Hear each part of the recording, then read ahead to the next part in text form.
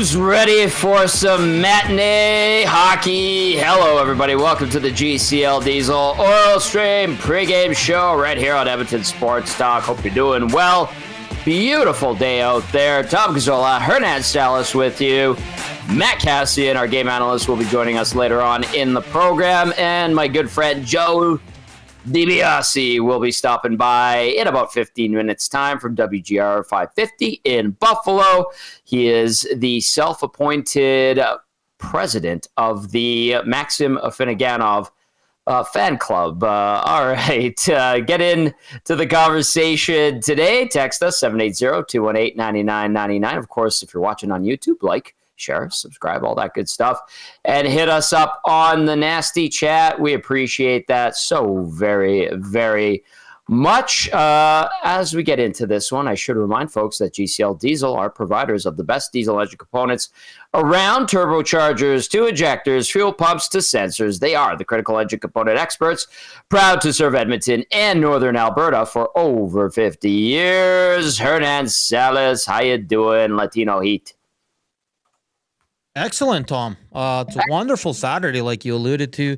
We got some fireworks in the NHL yesterday evening. Hernan was just about to have his first glass of wine, and Twitter went just off on the big trade. And excited for the game. I misspoke yesterday. I said McLeod seems like was still on IR. Looks like he's playing tonight, Tom. I don't know if that's been confirmed or not, but we'll have to wait and see. Because from all accounts, what I saw on Twitter yesterday, he was going to play today. So yeah, we'll wait on that. And if you're a smart man, sprinkle a little bit on a McLeod goal. I'm not saying they're going to win, Tom, but I am going to say he is going to score if he plays tonight. Ooh, he is expected to play, according to Lindy Ruff. He has missed the last 3 games with an undisclosed injury. So the return of Ryan McLeod, and if people are going, hey, are we going to see a Ryan McLeod tribute video? The answer is probably no. We got to go away with those unless it's like 10 years plus, Tom. Is that fair? Yeah. In the Jeff Jackson era, Hernan, there has been no tribute videos to former players. Interesting. I didn't know that, Tom. Right. You always have the good nuggets, Tommy. Thank you. I appreciate that. So Ryan McLeod is expected to play this afternoon. He has missed the last 3 games due to an undisclosed injury. We're going to get to lineups as well as game changers. Game changers is coming a little bit later. Cass has the girls at swimming lessons. So we're going to hear from Joe DiBiase earlier, and then we'll get to Cass later on in the program. The Oilers 30-15-3 this season. Buffalo 18-25-15. It is game number 49 for the Orange and Blue. And if you're going, boy, Buffalo is just struggling. Yep. The more they change things, the more things stay the same. And they're on the cusp of missing the postseason yet again, making the decade of darkness in Edmonton look not so bad, which is not good, Hernan, because the decade of darkness was bad here, and Buffalo is a good hockey market. It is, and you see it kind of like they have the players, Tom. Like, look at their back end, like Darling, Bowen Byram, Owen Power up front. They got some absolute studs, and they just can't seem to figure out. It's going to be another year out of the playoffs. You feel for them because you're in Edmonton, like you just alluded to. We went through the decade of darkness, and it was tough, Tom. It was terrible times, and you're out by November, December, and then you're just looking forward to the draft and see who you're going to sell off at the deadline and all that. Yeah. So tough times. I mean, we look at this team, and now, in saying that, and we've been talking about it since yesterday, Tom, you can't sleep on these guys, man. Oh, they caught Vancouver sleeping in the third period on Tuesday night. Vancouver, we just saw Vancouver on Thursday here in Edmonton, and I don't know. Like, the Canucks get Washington tonight. I feel like the Caps are going to just take care of business. Vancouver's got to do something, right? No, I was just going to say they got to do something to alleviate this tension that exists. Well, with the trade yesterday, now you look at it, and it's by all accounts, Carolina was in on Vancouver as well, and obviously they got, for me, one of the best forwards in the NHL, Mikko Rantanen. Like that, absolutely. Like, Tom, to me, that's kind of, if the Oilers had contract negotiations kind of go sideways with Leon, to me, it's the same kind of player. it's a superstar in this league, a guy who's been part of one of the best duos in the league, right up there with McDavid and Draisaitl. I think this is an absolute slam dunk for the Carolina Hurricanes. I know Netcash and Blake are good players, and you got 2 picks, but you didn't win that trade, Colorado. You didn't. Sorry. No, go ahead. I was just going to say, if you're the Avs and you're not going to be able, like they were saying that they weren't coming to an agreement on an extension for the money that Rantanen was asking for. He wanted Draisaitl money.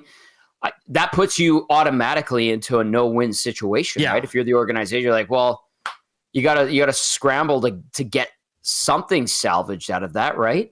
It's a good point, Tom, because it's and Rantanen, I think today said like, I was shocked and I was willing to continue to work on this.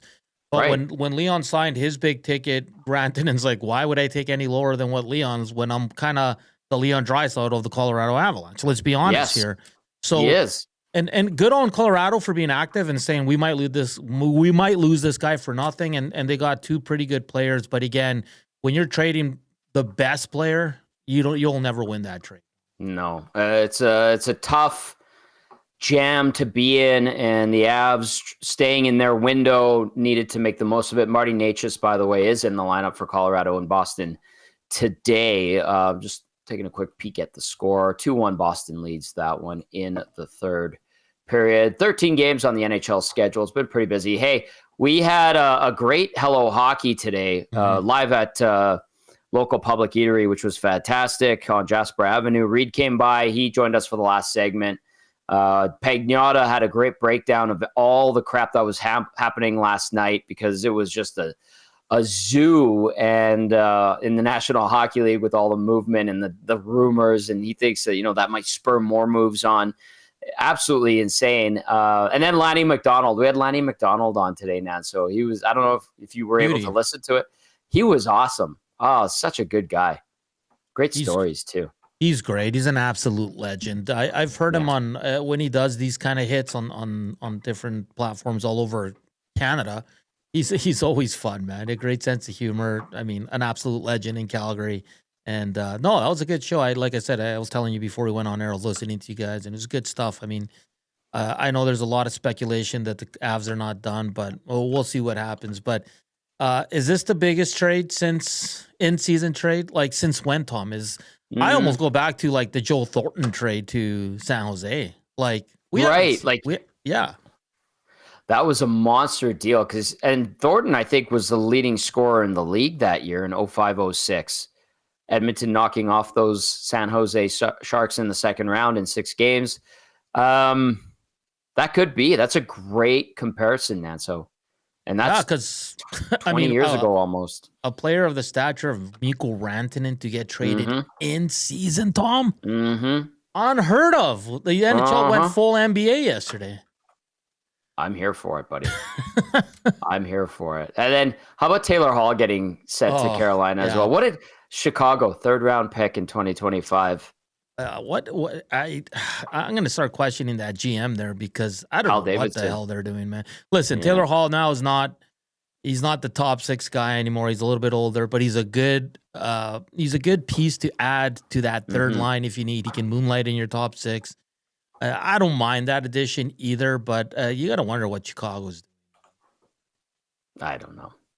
You know what's funny too? Is with him getting set to Carolina, I think they have him penciled in on the 4th line right now. That could change, obviously. Belzy and I were laughing about this. It puts to rest the Taylor Hall back to Edmonton stuff. Oh, thanks. And Belzy had to get this off his chest. He's like, can we stop fantasizing and romanticizing former Oilers coming back to the team? Tom. And I was like, that's hilarious. Thank you, Belzy. What's the fascination with bringing old Oilers back? Like yesterday when... I don't know. Because the first name that was like Taylor Hall's on the move, that was the first ball that dropped yesterday before Rantanen. Correct. And then I saw X explode like, Edmonton. I'm like, why? Why? Like, can we just move on? Move on. Like, it was, listen, I love Sam Gagner. I understand why the fans loved him, but it was the same thing with Sam Gagner. Like, why isn't he playing? And they got to, I was like, I love Sam. Good for him. He's in a tryout in the AHL now. But like the Oilers Stanley Cup contenders, people, we need to move on. Yes, I agree. Klim Kostin, same thing.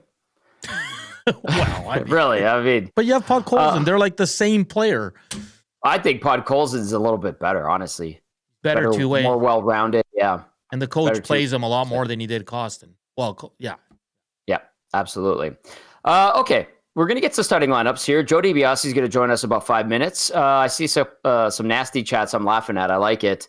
Adam Banks, great name, says McLeod wasn't exactly a legend here. No tribute video. The Wolf, says hoping for a non-per-usual matinee game and lots of goals.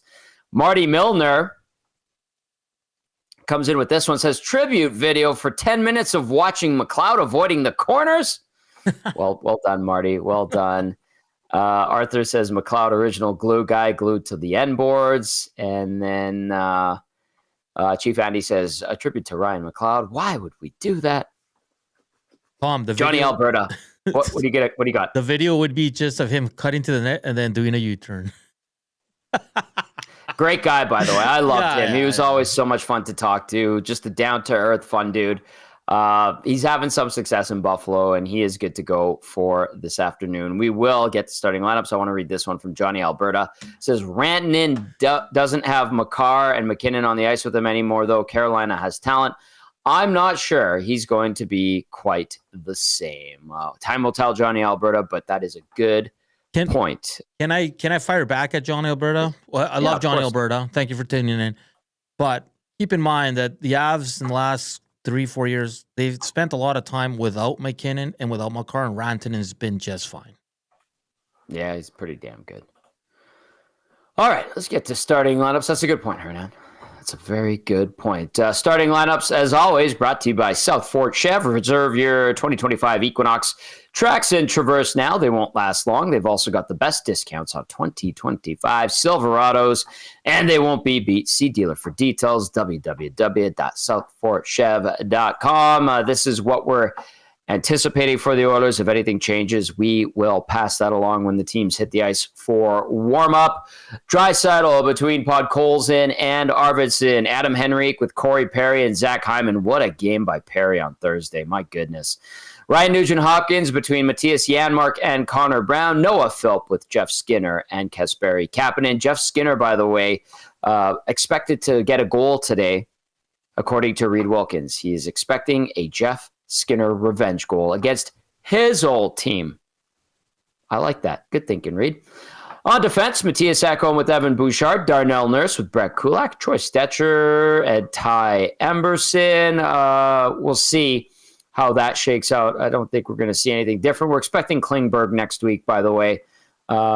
He's been practicing and working with Mark Stewart, obviously Paul Coffey. Alec Regula has been doing some work as well. He is a big boy. I tell you what, I was watching those two work with Mark Stewart earlier in the week, and they're smooth. They're both big, lanky guys, and curious to see what they have in Regula. Obviously, no Connor McDavid today, suspended. This is the last game of his suspension. As for the Buffalo Sabres, here is what we're anticipating. This is how they practiced yesterday. Yuri Kulik between J.J. Peterka and Tage Thompson. Ryan McLeod, the former Oiler, between Dylan Cousins and Alex Tuck. Peyton Krebs centering Zach Benson and Jack Quinn. And then you had Sam Lafferty with Beck Malenstein on the left. And then Jason Zucker and Nicholas Aube-Kubel were working and rotating on the right. I think Zucker's still a little bit banged up. Probably isn't going to play, last I heard. I'm just going to double check that. He's been out with an illness, and his status remains in question for today for Jason Zucker. On defense for Buffalo, Bowen Byram with Connor Clifton, Matthias Samuelsson with Jacob Bryson, and yet Henry Jokiharju paired up together. That brings us to starting goaltenders for the Edmonton Oilers. It shouldn't be a surprise because we saw Calvin Pickard play pretty good against the Vancouver Canucks, and we haven't seen Stu Skinner play 4 in a row, so it was time for Pickard to get a start. He got the job done against Vancouver. Stu Skinner was working in the starters net yesterday. He will go for the Oil. 18-11-3 is his record, .271 goals against average, .899 save percentage with 2 shutouts in 32 games this season. Skinner versus Buffalo, he's faced them 5 times, has a 2-2-1 record, .260 GAA, .908 save percentage versus the Sabres. And then at the other end of the rink, we are anticipating that it will be Ukko-Pekka Luukkonen, one of the best names in the National Hockey League. The 25-year-old is 15-15-4 this year. He has a .299 GAA, .897 save percentage with 2 shutouts in 35 games. Ukko-Pekka Luukkonen versus Edmonton, a 1-1 record, .482 goals against average, .859 save percentage in 2 appearances versus the Oil. That is your starting lineups and starting netminders for the Oilers and the Sabres as we get set for the Advantage Sports Medicine and Physiotherapy injury report. You could text us 780-218-9999. Get into the nasty chat as well. All right, it is time for the injury report, brought to you by Advantage Sports Medicine and Physiotherapy. We treat you like the pros. Our multidisciplinary team includes sports medicine physicians, along with highly skilled physiotherapists, strength and conditioning coaches, and massage therapists. Whether you're recovering from an injury or looking to enhance performance, we treat you like a pro using the same locker room approach. Trusted by the best in the game for the Edmonton Oilers, Alec Regula, IR knee, and Evander Kane, LTIR, abdominal surgery, knee surgery on top of the abdominal surgery. He's going to be out for a while. As for Buffalo, injury-wise, Jordan Greenway on IR with an undisclosed injury, according to TSN. Ryan McLeod is expected to play, like I mentioned earlier, and we'll see about Jason Zucker and that illness. So there you go. There's your injury report, brought to you by Advantage Sports Medicine and Physiotherapy. All right, Joe DiBiase is almost ready to go. He is the president of the Maxim Afinoganov fan club, which I respect the hell out of. You can catch him on WGR 550 in Buffalo. It's going to be a busy weekend in Buffalo, I tell you what. If you're listening on iHeartRadio, TuneIn Radio, of course, EdmontonSportsTalk.com's audio player, Apple Music. Text us, 780-218-9999. If you're watching on YouTube, like, share, subscribe. Get into the nasty chat. It's been nasty. All right, I see Sneaky Joe is ready to go. Nanso, let's bring him in. My good buddy, Joe DiBiase. We did the Locked On NHL podcast together many moons ago. Joe, yes, sir. Yeah, we did. We had good times. Great show, great content. You do a lot of Bills stuff as well as great Sabres work. Hey, give us the scoop. What's going on in Buffalo? Are people a little bit nervous, or are they pumped up? Are they confident going in to this matchup against the Chiefs? Because some people they want Buffalo to finally knock off Kansas City and get rid of Mahomes and this and that. I don't mind the Chiefs. I'm not going to lie to you. Mm-hmm. I think it's the latter, too. I think people are more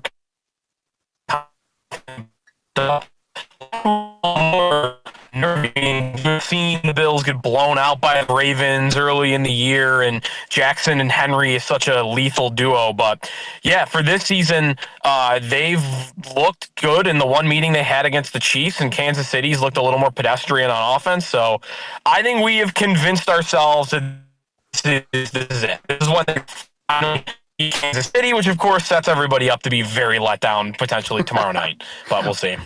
Joe, I know you do cover the Bills and you're doing a lot of work with them. Like, where do you watch the game? Are you going to be at the stadium? Give us the rundown for your Sunday. Yeah.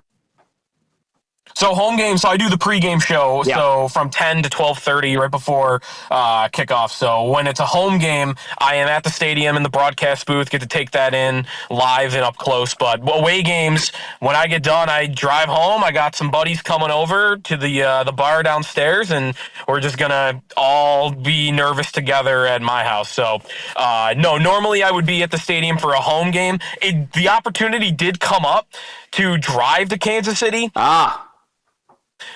This weekend, but it's a thing, and I wanted to be here. If they win it, I wanted to be here, out in Buffalo after, for nice pops after. So yeah, I wanted to be here for it. All right, let's shift focus to these Sabres. I know it's been another difficult season, and it's super frustrating. Hernan and I were talking about it earlier. We're like, man, that's a good hockey market, and they are dealing with their own decade of darkness, which we went through here in Edmonton. Give us a sense of how that market is dealing with another rough year.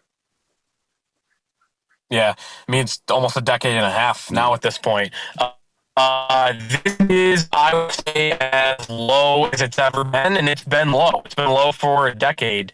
But right now, I think fans just don't know what's next. Like, even in the middle of this drought, when there would be debate about, okay, Eichel, Reinhart, all these guys that are great players, O'Reilly, like, at least you feel like there's a parachute of, oh, let's trade them all away because you're going to get a ton of stuff for it. But now it's like, and there was always debate on whether that was a good idea in the first place, but okay, now they pulled that parachute. Now you're standing here with, they're great. They're players that are at the top of the lineup aren't that great. So what do you do after this? You've paid them. You've locked them up. I can't imagine that a lot of these guys on 6-7 year contracts that have been so disappointing are going to be all that enticing to teams around the league. And I think you have a combination right now of a general manager that I don't know has the ability or the even desire to get big deals done. And you also have a market in a city and a team more so, organization that can't attract top players. Like, as someone that is here and is from this city and loves it here, I cannot fathom why any player in the league that has any sort of no trade clause wouldn't have the Buffalo Sabres on their list. And I think, like, that's going to be hard to come back from. I understand. I mean, Edmonton is a remote location, and I had that same thought before Connor McDavid came to the Oilers. Okay. Lindy Ruff comes back, right? He's beloved there, took them to Stanley Cup. They lose to Dallas, was there forever, played for Buffalo, obviously. I like some of the pieces that the Sabres do have. They've gone through a million coaches. You and I have discussed it over the years. Like, when does the axe fall on Kevin Adams? It just seems like this guy's bulletproof. It would, you would think, be after this upcoming season because, I mean, 5 years and things aren't turning around. That's when you move on from a general manager in the NHL.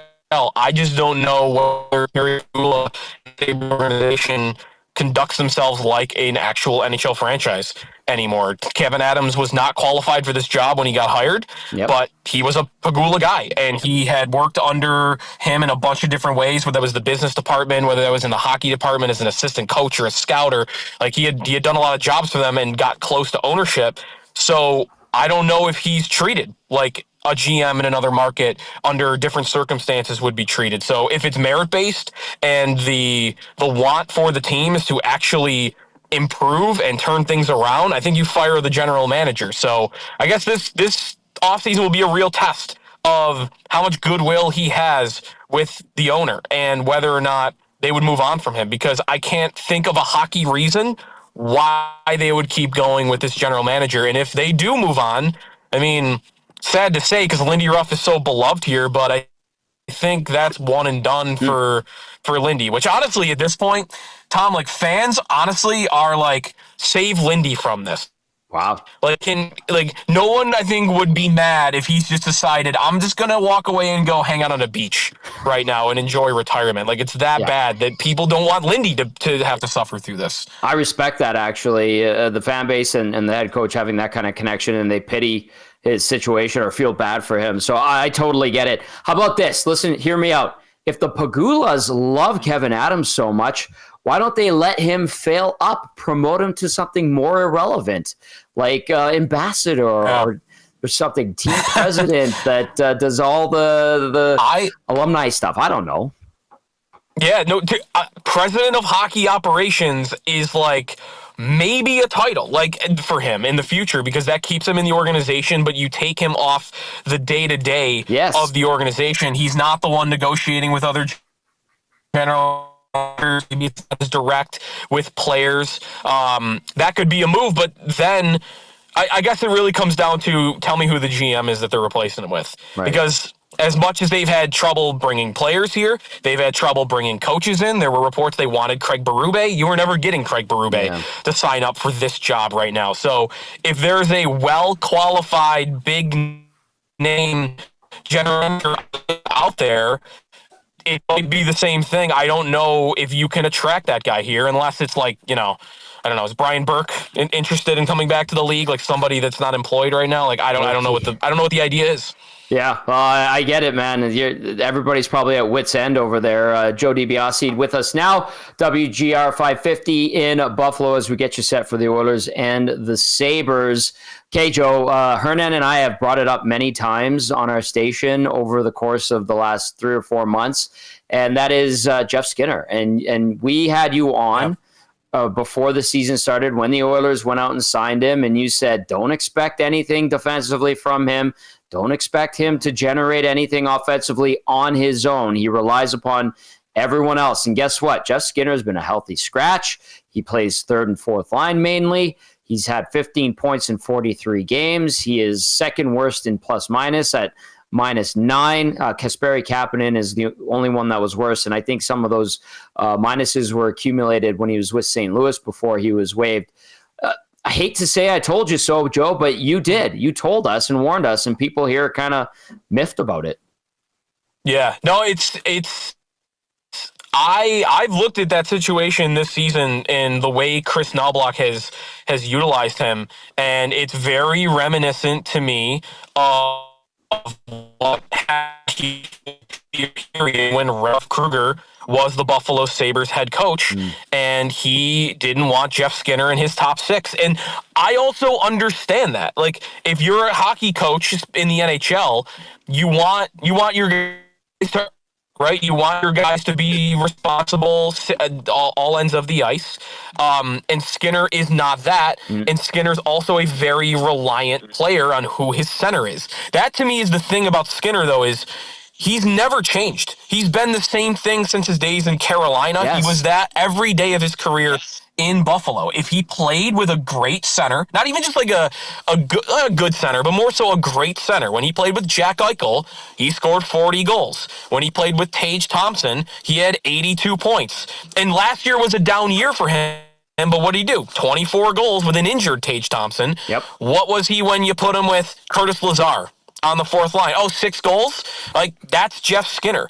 And again, I don't begrudge any coach that has handed him as a player and says, yeah, I want a more complete player in my top 6 and with him out of the lineup. I don't mind that. But to me, why'd you bring him in the first place? Right. If the plan is not to put him with Connor McDavid and Leon Draisaitl, you're wasting a roster spot. Because on a third, fourth line, he's arguably the worst player in hockey. But if you put him with a great center, I think you probably are getting at least 20 to 30 goals out of him. I love it. You don't beat around the bush, Joe. That's why you're the best. Okay, let's take a look at the guy that was sent to Buffalo for Matt Savoy, and that's Ryan McLeod. We are expecting him back in action this afternoon. Yeah. Lindy Ruff was talking about that yesterday after practice. McLeod, 24 points in 45 games, +6. How has he been? How has he fit in with the Sabres? He's been as expected. I think he's been pretty good. I would think there's a middle portion of the season where things were not going so hot, but I mean, the Sabres brought him in to make their third line better defensively, especially down the middle. And I do think he's done that. I think he's been a good defensive center the whole time so far this season. And he contributed a lot offensively, and maybe he set the bar a little high. I mean, he scored 6 goals in his first, it was like 12, 13 games or something. And you had to know that was not going to hold up. But then he went on a 26-game goal drought. And this is a team that has been begging teams to anybody to contribute offensively outside of Tage Thompson on the top line. So McLeod going that long without scoring, it was, okay, you're doing your job, you're penalty killing, you're doing really good stuff in your own end, but I need more than that. I need you to be at least a 15 to 18 goal guy on this team. And maybe that was an unfair ask. And then the day I pointed that out on the podcast I do about the Sabres, he scored a hat trick. So he did have that game, and he's had a couple of goals since then. So the goals are starting to get chipped in here and there. So he's never going to be somebody that drives your franchise. He's not a core player. He's not a foundational player. I think the Sabres knew they weren't getting that. What they wanted was an upgrade at third line center. I'd say they have done that. The problems of this team this year have been more about who their second line center has been more than the third. So McLeod, I think, has satisfied what everybody's wanted. Hey, Oiler fans want to know, does he go into the corners now? That's one of the things that he's still not going to give you a whole lot. He's fast. Yes. He's really fast. Yes, he is. Great guy, too. Okay, Joe, what is, whether it's Kevin Adams or whoever takes over, what is the key to getting this organization back in the right direction? What do you think is going to happen with the roster in the last half of the season here? With the roster, it's interesting because they have a couple of guys that are on expiring contracts that I think they want to lock up long term. One is Jason Zucker, and I think that is mostly, even though he's here at 32 years old and he's had an amazing season, he's been one of the few pleasant surprises on this team this year. He's on pace to eclipse the 30 goal mark, and he's been playing the top line, power play. I can't believe how good he's been. I think they want to cling to him for dear life. They have such a problem getting veterans to come here that the guy that's here now, it might almost be begging him to sign in a long-term extension. Well, not long-term, maybe a 2-3 year deal. Right. But I wonder what their conversation was like before the year. Was there a verbal agreement with Zucker? Hey, we're going to sign you 1 year, $5 million, and we will move you to a Stanley Cup contender if things aren't going well at the deadline. So now I think it might be the next month to figure out, okay, what does Zucker want to do? You want to sign for 2-3 more years here where things are not going well, but they'll pay you handsomely more than anybody else will? Or do you want to go to a team that's going to get a shot at a Stanley Cup? So that's number one. And then number two is Bo Byram, who's going to be an RFA at the end of the year, but he'll have leverage. He could tell them, I'm only signing a 1-year deal, walk me to UFA status, and then they've got to make a decision whether they want to trade him and make a big splash trade. But that really is it. It's just everybody's just waiting around for a big roster shakeup. And I think that's where everyone's so down in the dumps is the Sabres have given their fans zero reason to believe that the trade they need to make is coming anytime soon. That sucks. Okay. On the ice, if Buffalo is successful against Edmonton, and they got the win in Vancouver earlier in the week, and I know the Canucks are going through a ton of turmoil themselves, but when the Sabres are on their game, Joe, what are they doing well, and what generally leads them to victories? I would say when they're scoring on the power play, they have been they've gone through these hot and cold streaks where their special teams units have been terrible, and there have been weeks where they've been great. And I think when they get that boost and they get that confidence when they're scoring on the power play, they actually do look better at 5-on-5. There's a lot of debate about what this team is mentally right now, and they do feel like they get down in the dumps, kind of like the fans do, when they're not scoring, and then the play all around the ice kind of goes away. But when they're scoring on the power play, it's like, okay, we could do this. We're not that bad. So that's one thing. When they're playing their best, I mean, it's tough. It's so few and far between that we've seen it this year. The answer would be playing the way Lindy Ruff thinks they need to play. They don't have the skill and the talent to go up and down the ice with other teams. So when they are getting to the dirty areas, when they're going to the front of the net, they're getting deflections, pucks around the blue line where you can allow the puck to go to Dahlin and to Byram and to Power and let those three move around the ice and kind of generate the offense from the back end. I would say that's when the Sabres are at their best. But we've seen a lot of times when they're at their worst, which is when they get frazzled, they're running around, they're trying to do too much at the front end when they're not really talented enough to do too much. Joe, let's zoom up big picture NHL-wise, that trade yesterday and all the rumors that are coming out of it. What did you think? Because I know you're all over that. You love that stuff. I could not believe, Rantanen. I was actually at a golf simulator with some buddies, and somebody told me that. I'm like, I 100% up to look cool or something. Who's making up that Mikko Rantanen's getting traded to Carolina? Man, I love the trade for Carolina. It is maybe a little early because of him being in a contract year, but I actually have compared them to the Bills here, which is you've been great for 5-6 years. You make the playoffs every year. Oftentimes you are getting past the first round, but second round, conference championship, just something always stops you from going all the way, right, even though you're one of the consistently great teams in the league. So if Carolina wants to make a big swing like that and say, we're sick of getting bounced in the second round, let's go try to win the cup, and let's go get a guy who can score 50 goals and 100 points, I love what the Hurricanes did yesterday, being bold and being willing to move an important player like Nietzsche, their leading scorer on the season, off their roster for somebody else. Hey, 2 top 10 scorers in the league get moved in that deal. And then, oh, by the way, Taylor Hall. What's Chicago doing? Who knows? Who knows what the Hawks are doing? They only got a third?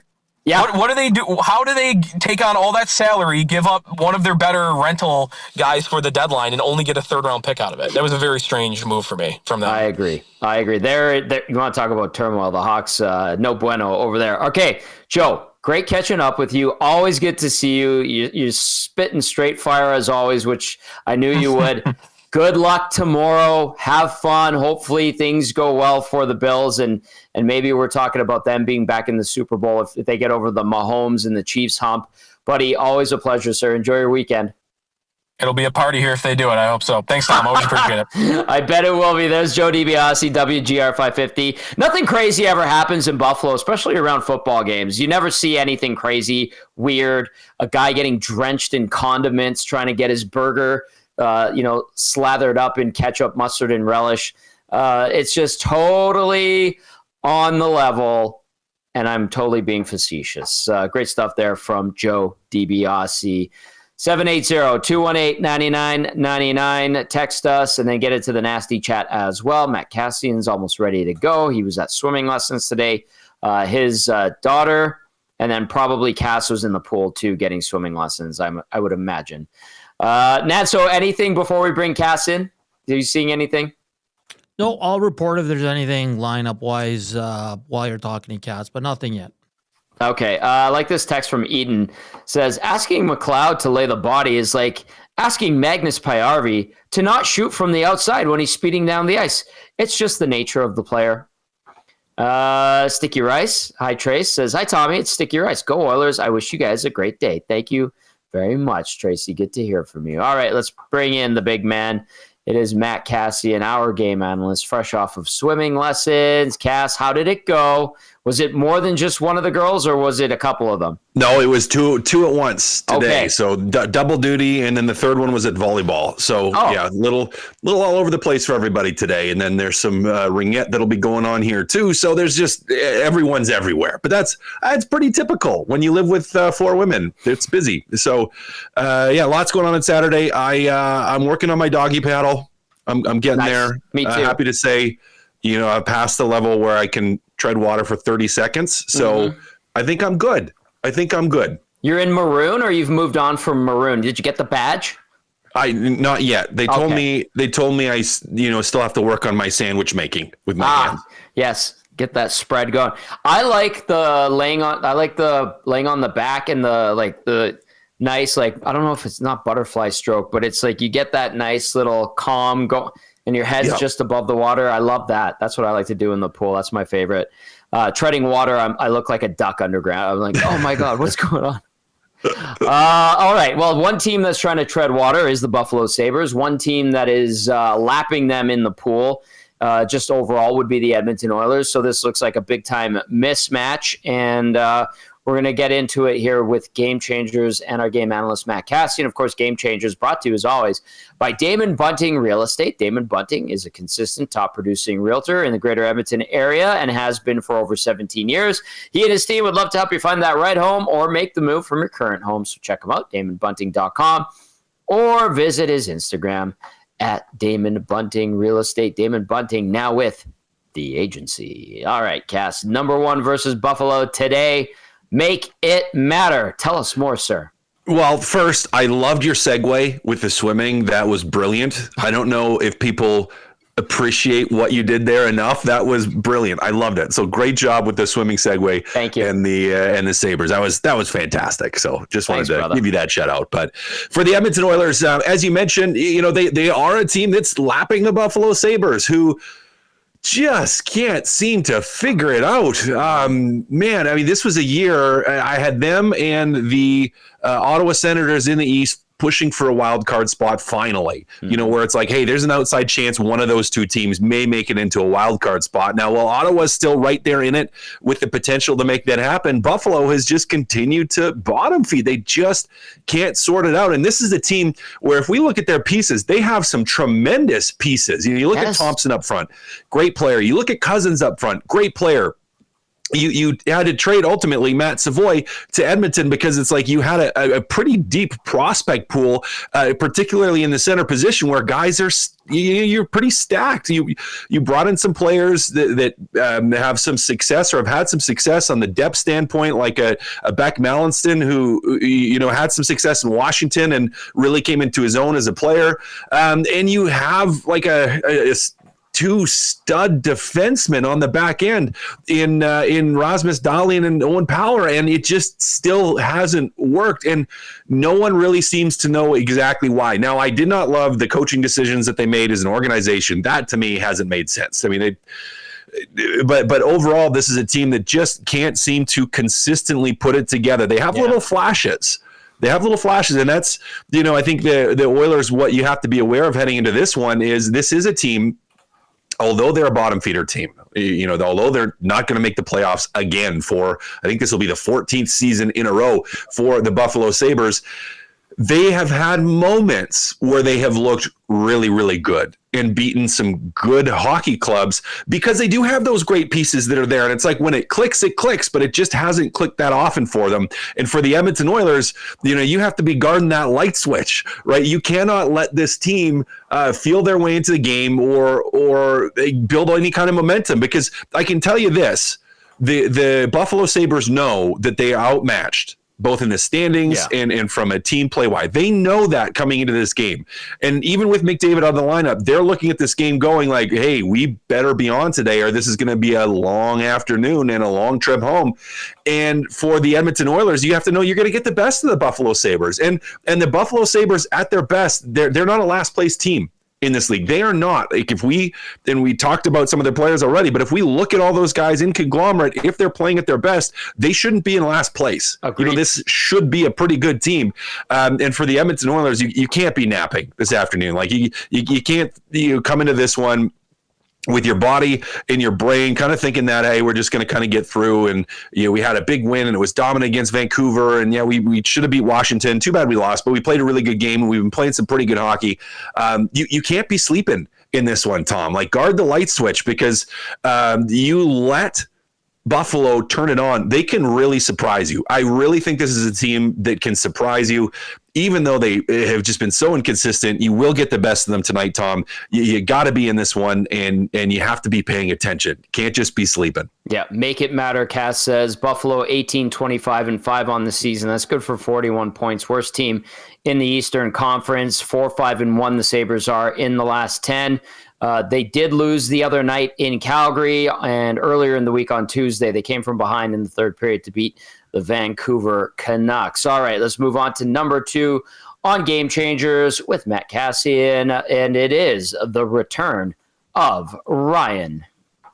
Yeah, Ryan McLeod coming back into the lineup for the Buffalo Sabres and returning to Edmonton. I mean, I don't know if we look at the statistics. I know someone has. I've seen someone post them once, like the percentage of guys their first game back to Edmonton that have moved on from Edmonton, where they get a goal, get a point, get something.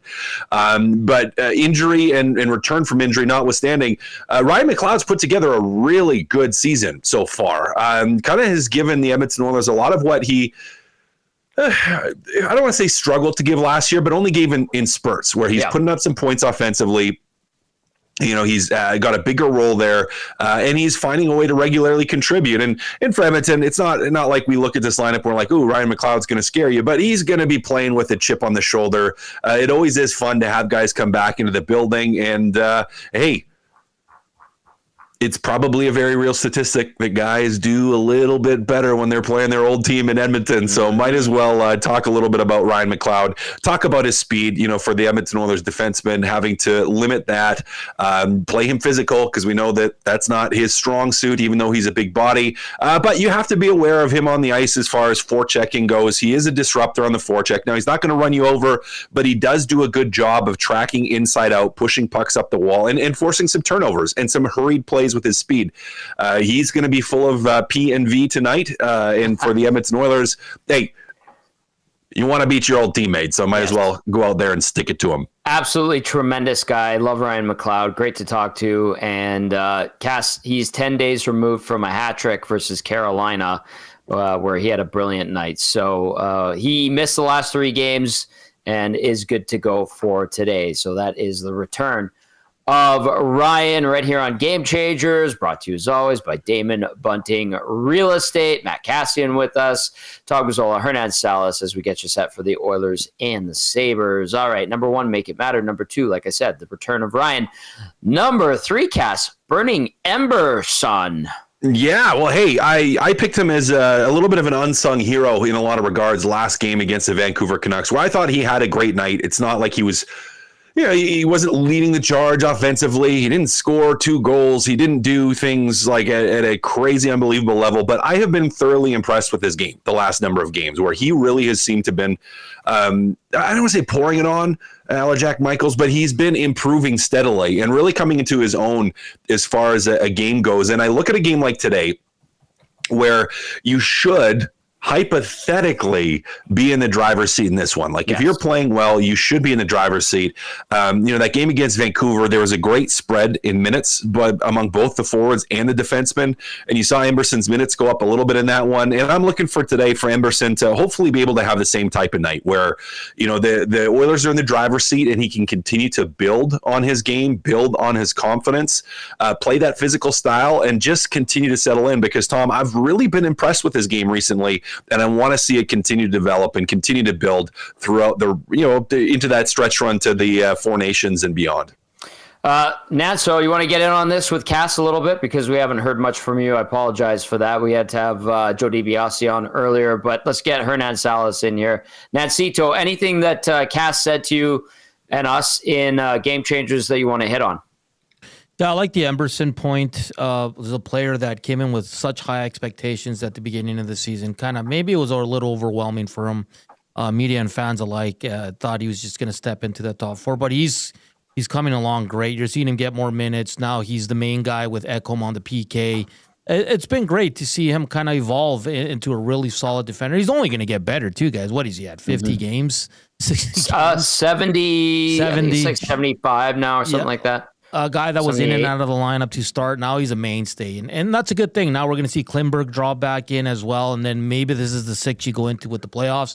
And I think Emberson, the way he's evolving and in the positive manner, I think almost the Oilers are kind of, this is what they expected. Again, a lot of expectations coming in. He didn't live up to it at the start. And that was a little unfair for him. But I love the way he's coming in. He's quietly having a great second half of the season, guys. And he's physical. I think that's the one part that we miss about him. He's physical. He's got a little bit of an edge to him. So I've really enjoyed watching Emberson get better and better each game. And I can't wait to see, when he's over that 100 games or even too close to that 200 game mark, what kind of defenseman he's going to be. Okay, we have lineups. I'm going to pass them along, get some thoughts about it from Cass, and then I kind of want to hear from Cass about yesterday's trade as well. Okay, here is what Edmonton will be rolling with. Draisaitl between Podkolzin and Arvidsson. No surprise there, obviously. Ryan Nugent-Hopkins with Janmark and Brown. Henrique with Perry and Hyman. Philp with Skinner and Kapanen on defense. Ekholm with Bouchard. Nurse with Stature. Kulak with Emberson. Stu Skinner starts in goal. Cass, anything you want to touch on there? Because we did see that lineup last game too, and it worked pretty good. It worked pretty good. You're going to run it back here. No surprises. No need to change it. You played a very, very, very good game against the Vancouver Canucks. Run it back. No surprises. All right, for the Buffalo Sabres, it's going to be Kulik between Peterka and Thompson, Cousins with Zucker and Tuck, Krebs with Benson and Quinn. Ryan McLeod returns to action with Mallinston and Lafferty. On defense, you've got Dahlin with Byram, Power with Samuelson, Bryson with Yoki Haru, and it is not Ukko-Pekka Luukkonen. It is James Reimer getting the nod for Buffalo between the pipes. I'm kind of surprised. I like Ukko-Pekka Luukkonen. Not only does he have a fun name to say, but he's actually a pretty decent goalie. Don't get me wrong, the Sabres are not a strong team like we've outlined and Joe DiBiase went into. But Reimer, 1-5 with 1 OT loss this year. He's played 9 games, 305 goals against average, 891 save percentage. Lifetime versus Edmonton, he's faced the Oilers 19 times. He's been in the league for a long time. 7-5-6 record for Reimer, 325 GAA, 899 save percentage with 2 shutouts versus the Oilers. If you're the Oilers, Cass, and you're seeing James Reimer in net today, I should say, are you kind of like, ooh, this could be point night potentially? You're licking your chops a little bit, but you don't want to let it get to your head. As I said in the first game changer, like I don't think you want to dwell on that. I mean, the attitude has to be, who cares who's in net? At the same time, that here's a guy that, yes, he's been around for a while, but hasn't had a ton of success this year, and he's playing for a not great team right now, or a team that hasn't been playing very well. So, yeah, I think you have to resist the urge to think that it's going to be point night. The time to think that is when you're up 4 or 5 goals. Then let that mindset sink in. Okay. Big trade yesterday. A couple big trades, actually. Taylor Hall goes to Carolina. Mikko Rantanen goes to Carolina. Marty Necas and Jack Drury go to Colorado. The Blackhawks pick up a 3rd rounder, Cass, and they're paying some money. They're taking a cap hit. Well, just what did you think when you heard all of that craziness go down last night? I am in shock and disbelief that Chicago was party to this for just a 3rd rounder to eat that much. And I get that it's not like a long term, but like, wow. Carolina, I thought they were really good before, and we had talked on Thursday. We were talking about who in the East was a threat if the Oilers make it to the Cup Finals. Who would be the biggest threat, and because Dusty and Gage, we're kind of discussing like, well, do they just roll over whoever is in the East because the West is better than the East? That kind of changes that a little bit. Carolina just got instantly pretty much everything that they were lacking in Rantanen, just being that complimentary, high-end, goal-scoring, power forward type of player that's going to be able to slide in there to lineup. Like, putting him on a wing with Aho kind of scares me a little bit. Like that it could be a formidable duo wherever he slots in. Like, they look really good in Chicago to just get a 3rd rounder out of that. I mean, come on. Carolina, they paid. Like, it was expensive for them, and it's an expensive rental without Rantanen signing an immediate long-term deal. But they are putting all the chips in, getting a piece that could push them over the top and will make them even more formidable. So, great trade for Carolina. I would say average trade for Colorado. And Chicago, what the heck are you doing? I don't understand that one bit. Spanky Dufresne in the nasty chat says Chicago traded Hall for a bag of chips. And Joaquin Gage texts in saying, thanks for buzzing me in today, Tom. Whoops. I left Gager outside my building. My bad. He's fine. He didn't even text me. I forgot. I'm sorry, Joaquin. I also gave him the code to get into the building. I'm so sorry, Joaquin, but you could have texted me. I would have let you in. I'm sorry. It's been a busy morning. Cass, ditch those water wings. You are flying, my friend. You are flying in that pool. Great stuff as always. I look forward to seeing you on the postgame show. Thanks, buddy. Appreciate it. That is our game analyst, Matt Kassian, with Game Changers, brought to you as always by Damon Bunting Real Estate. Damon Bunting, now with the agency. A couple minutes left here. Nancito, I give the floor to you. What's up, Tom? I'm just kidding. Well, Jocelyn Texan says, Tommy, I'm still shocked about the Canes trade. Didn't have that one on my bingo card. I would think Jocelyn's pretty happy, though, with the haul that the Hurricanes got. And Jocelyn obviously likes the Oilers, but is a big Canes fan as well. Yeah, I don't think anyone had this one on their bingo card. No. Oh, boy. Yeah, it's listen, I think Colorado got 2 good players. Like Cass said, they're Aho now with Rantanen. That's a really good team, a team that's trying to get over that hump. And I think Joe said it. He compares them to the Bills. Like they're always in the playoffs. They always get to the second or third round, but they never make it to the big dance. So maybe this is the move. Like I'm a big Mikko Rantanen guy. I think he's one of the top forwards in the league. He can play center. He can play wing. Part of one of the best duos in the last, I mean, you can go as far back as 5 years if you want, in the NHL with Nathan McKinnon. So it's going to be fun to watch, man. I'm going to see how this turns out, if they can work out a deal with him. I don't think Carolina makes this deal, Tom, without knowing that they have a good, very good possibility of re-signing this guy. He's going to be up where Draisaitl is in terms of money. They're both exceptional players, and they've both earned it. So interesting times. He has the cup, Tom. Probably makes it a little easier knowing that, you know, he's not going to miss out if Colorado makes another run, but he's on a new team now that's trying to get there as well. And who knows? You might see Edmonton, Carolina this year. That'd be fantastic. So for me, it was fun though, man. Like for me, you never see these trades in the NHL. Like you see them in the offseason, Tom, but it doesn't hit the same, you know. And the NBA, the NFL, they all do these kind of awesome trades in season. And you might see one at the trade deadline that kind of catches you off guard, but I think it was Frank who dropped it first, and when you saw Mikko Rantanen, like you almost had to do a quadruple take. You're like, hey, wait, is this a fake account? Wait, did I really just see this? And then you're kind of like, what the hell's going on? And like Dusty in our group chat said, like, what is going on here? I know. But good for the NHL, good for those two teams. It seems like they're happy. Chicago, again, I think we've had 4 different opinions on this show, and all 4 were like, what the hell are you doing? Nobody knows. Nobody knows. Only they know. Tough times there for sure, but excited, Tom, for the game today as well. We'll see Ryan McLeod sprinkle a little bit. He will get a goal. I'm not saying they're going to win. And I hope the Oilers don't take this game lightly, Tom. We've seen them do this before. Last game without McDavid, so hopefully they can play the same way they did against Vancouver, because if they do, then it's going to be a blowout.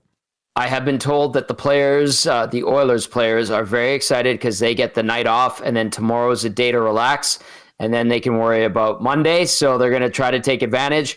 Joe DiBiase from WGR 550 in Buffalo, who was on earlier, texted me back, and he says, I get fired up about Skinner. I miss fighting about him here in Buffalo. And then I said, yeah, he's had a tough go here. It's something that he's been debated, why they gave him a no movement. And Joe followed up with, yeah, the no movement clause is nuts. Probably pushed for that because he's never played in the playoffs and does not want to get sent to some bottom feeder. But surprise, he got it. And Joe added that this was the exact situation that happened in Buffalo 4 years ago. He's a tough player to evaluate. I think Joe sums it up nicely there. Hey, Hernan? Yeah, I mean, I don't think he's the worst player in the NHL. I think that was a little. Joe knows how to light it up when he wants to. Yeah, he's a one-trick pony, and we've both said that. And I think he's had good moments with the Oilers. I think he's in the bottom 6. He's not going to be the Jeff Skinner that we all thought. So until they bump him up and he plays with some skill, this don't expect much, Tom. But I am expecting a motivated Jeff Skinner tonight, and also sprinkle a little bit. I think he gets on the scoreboard too. All right, McLeod versus Skinner. Who gets one? Both? Maybe. We'll see. That's going to do it for the GCL Diesel Oil Stream pregame show. Lots of fun that flew by. Great afternoon here in Edmonton. See if the Oilers can pump it up even more for Oil Country.